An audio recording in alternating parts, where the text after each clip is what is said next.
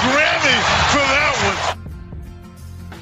Well, good morning and welcome, folks, to the wacky Wednesday edition of Snowman in the Morning. You can follow along with us on social media by dialing up SNW Digital Media for Facebook, Twitter, Instagram, Snapchat, and Pinterest. You can also log on to Snowman Digital Media for all of our great conversations from this show, as well as others produced by Snowman Digital Media. This is the best sports talk show you haven't heard of until now. You can hear us every Monday, which is today, through Friday on all of our great stations and networks in the region, across the nation and around the world, and across the internet. And the podcast version of this here show will be available right after this show is completed. You ready to get into it? Good. Let's get started. You know, I want to start off today's program by telling you a tale of perseverance. And this tale of perseverance involves a very dear friend in the industry. I had her on 4 years ago, and I've had her on recently when we discussed the death of one Kobe Bryant. But now let's get to some more positive times. The lovely Pamela Michelle joins me. How are you? I'm doing well, Brian. Thank you so much for having me on. I appreciate it. Oh, it's a pleasure. It's always a pleasure to have you on. Okay. I'm glad that we could be here talking a little bit more, about something happier. Even though it makes me happy to talk about Kobe, and it always will. It was. There is always. That is fabulous. When I caught that hashtag, I must have laughed for about 20 minutes when I saw that hashtag. Go on. Tell the folks about your show. It's by design. It's by design to make people laugh. I mean, when I first started in this industry, I had a programming director tell me what a great personality I am. And it pissed me off. I was so offended. I was like, what?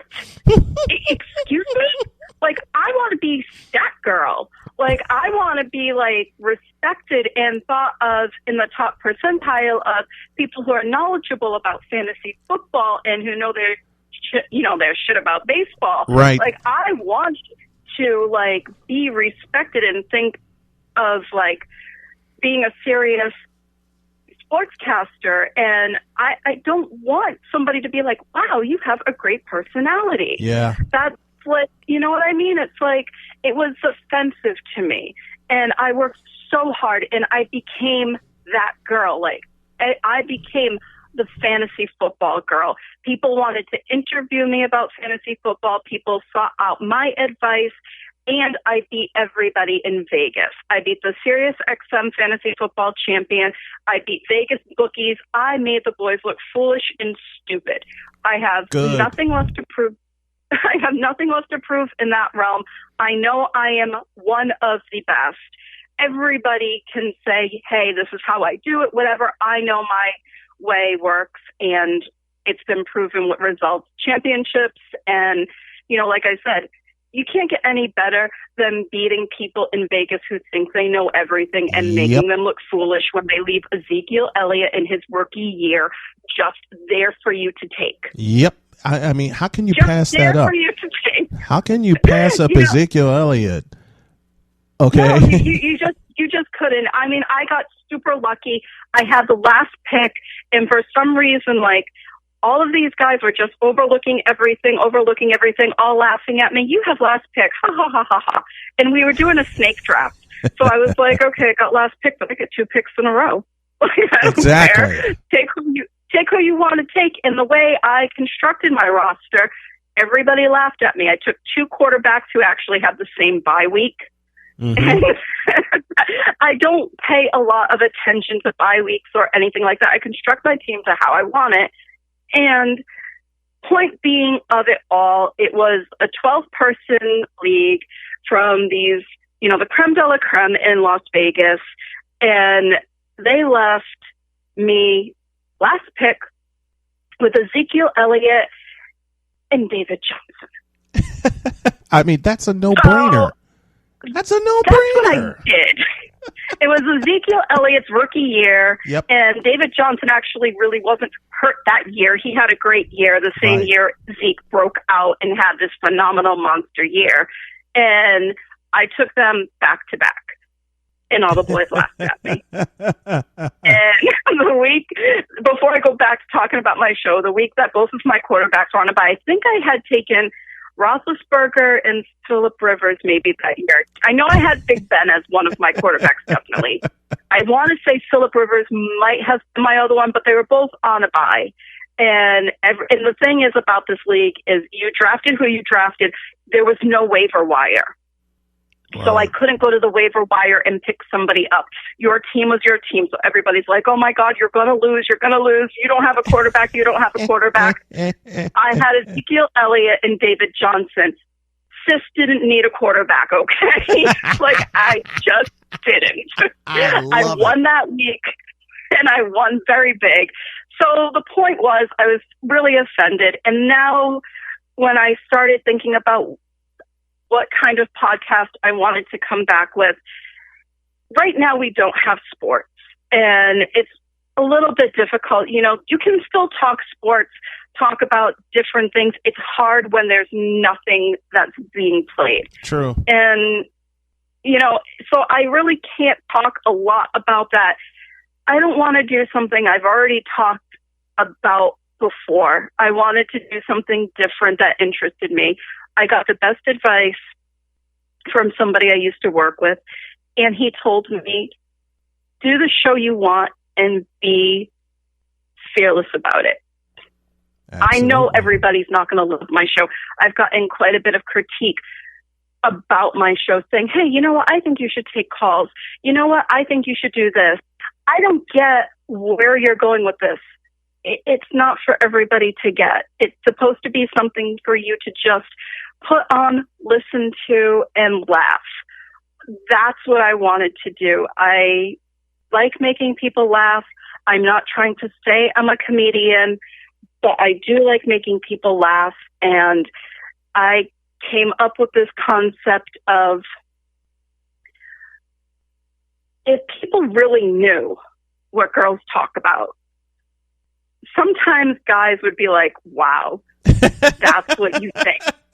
And I know that there are podcasts that kind of already do that kind of stuff, but I feel like mine is a little bit different because it's not like I'm taking it exactly from that point of view. Right. The Pamela Michelle show is, I actually started off with something very serious, which was the topic of mental health. Mm-hmm. And, you know, for people who know me, they know that I had a really hard time not that long ago where I was in a really dark place.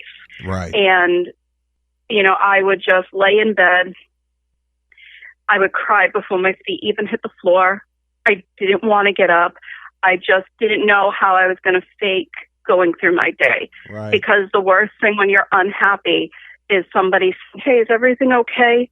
Because even that little phrase can force you to just bust out into tears. Yes. I would muster up the strength to put my feet on the floor and pretend that I was in a good mood, and I would smile and go about my day when I was dying inside.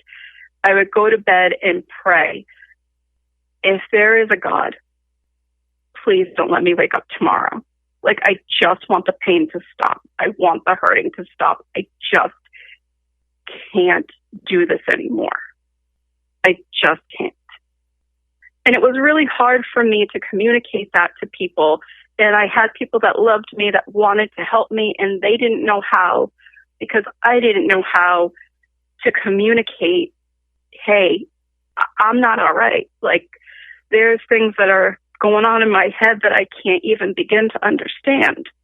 You know, I was driving my car and I pulled over on the side of the road, and I just started to just break down and cry because all I wanted to do was put my foot so far on the gas and then just drive into a building.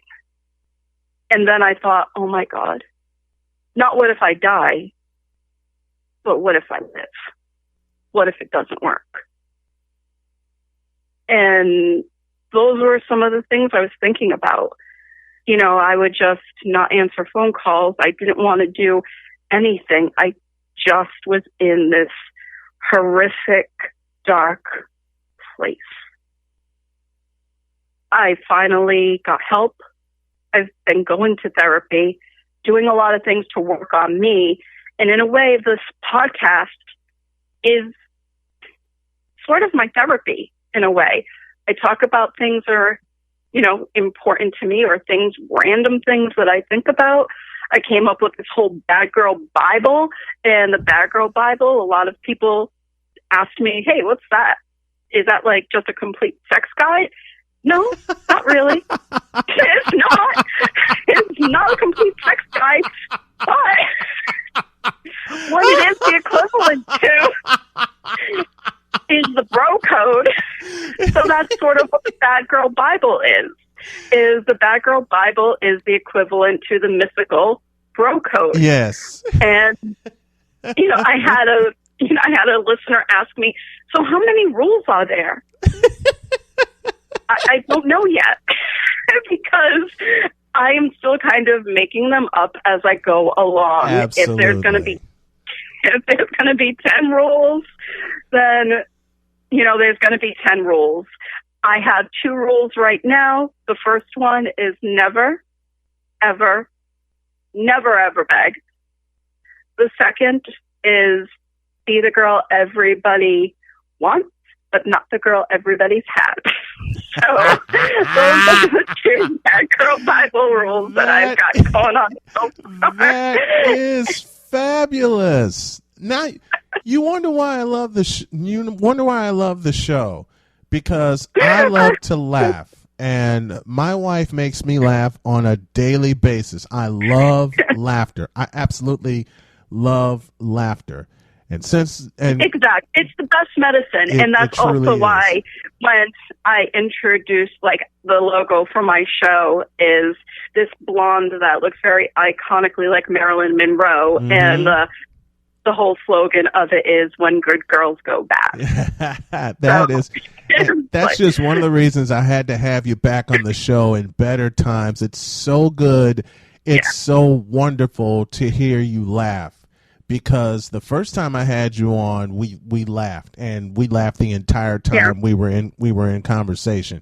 One of my favorite comedians, and I too can share your story about being in a very dark place, and it wasn't that long ago for me, and I'll piggyback. Mom and my dad were the first ones I repeated this routine to, and y'all gonna have to forgive me because I'm just gonna say it the way he said it. My favorite line in his routine of flying on an airplane: about this time someone's telling you to get on the plane. Get on the plane, get on the plane. I say, fuck you, I'm getting in the plane. And I did that for my wife when we went on a trip last year. Again, folks, forgive me. This is the first hour, and we're kicking this off the right way with some laughter while this pandemic goes on to help us get through this pandemic. Man, that has been one of my lean on lines when I go through a dark time. But the best part about it, I'm getting dressed to take my wife to work one day, and I said it in the shower, didn't realize it, and I came out and I repeated it, and when I got to that line, my wife said it to get into laughter and want to find out a story about perseverance. I will continue to tell your story, and I will definitely support your podcast. This is Pamela Michelle, a very dear friend of mine, the host of the Pamela Michelle Show. And yes, you heard the hashtag correctly. Hashtag PMS. And if that don't make you laugh, then you don't have a pulse and you don't have a soul. Come on, y'all. Give this show a listen. I really, really recommend it. And I truly thank you for coming on and sharing your story and sharing your podcast with us.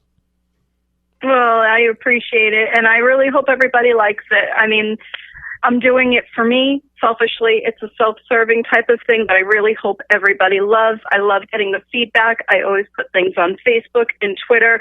The last I'm actually doing right now is, fetishes and what are deal breakers.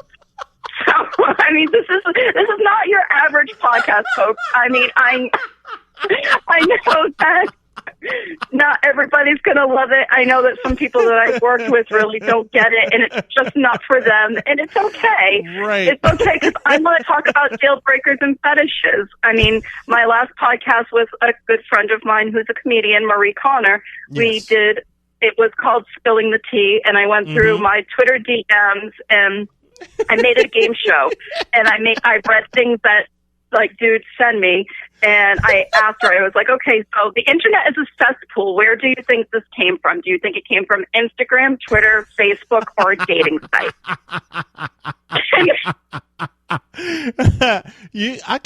You know what? The next time you do that, let me know, because I could totally turn that into a Jeopardy setup. And just throw it out. That's the whole point. It was designed with a very game show type motif. You let me know the next time you do that. We'll definitely be doing another Spill the Tea at some point. I gotta let these creepy DMs build up. I get them on the daily. I know you do. I get them on the daily. I know you do. When they build up, you let me know when you do that. I will come in. You got it. I will virtually come in with a tuxedo on and put the spotlight on, and I will have so much fun with it. I would love to do that segment with y'all. I would love to do it. No problem. Absolutely. Oh, man. Pamela Michelle giving y'all a laugh to start the day. Thanks a lot, my dear. I totally appreciate the time. Thank you, Brian. Have a great day. I'm going to piggyback on what she went through later on in the program, but I'm going to have some more laughs. Back in a flash.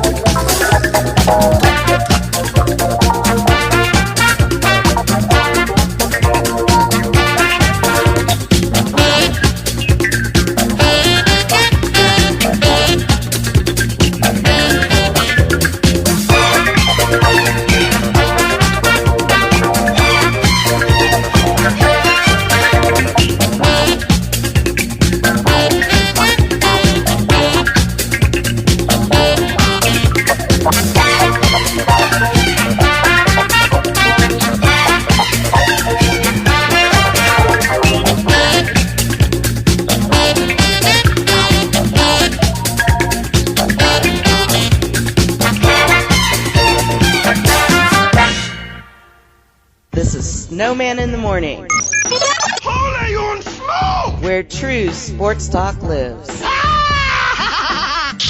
I like him. He's silly.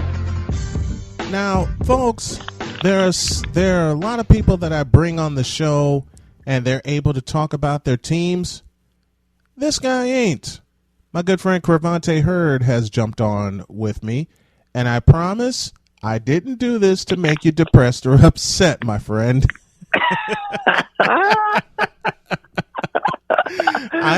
Oh, man. You know how to press my buttons, man. You know how to press them, man. How long have we been friends now? 4 or 5 years? I lost count. Now, you got all excited all through Instagram, and I remember this, and I was so happy for you. The night the Capitals won the Stanley Cup, I didn't